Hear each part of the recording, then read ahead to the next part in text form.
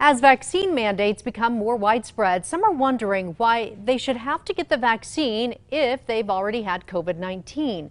The state's epidemiologist says it's not clear if people who already had COVID-19 have the same level of antibodies as those who are vaccinated.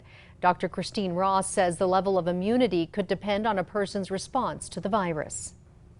People who become infected with SARS-CoV-2 have COVID-19 disease. They can have asymptomatic, mild, all the way to very severe disease. And so it appears that your immune response and then perhaps the robustness of that response and the duration of that response could correlate to what sort of infection or disease did you experience.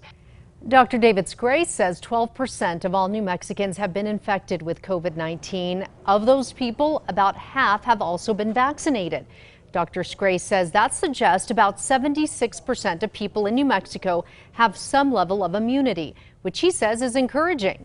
However, Grace says it could be some time before unvaccinated people could bypass vaccination mandates by showing proof of immunity through antibody tests.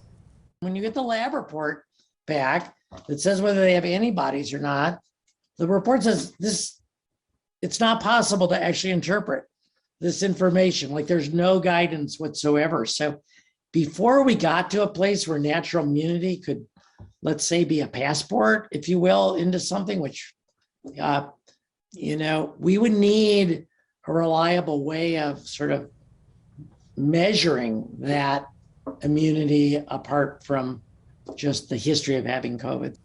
Both doctors are still encouraging people to get the vaccine regardless if they've had COVID or not.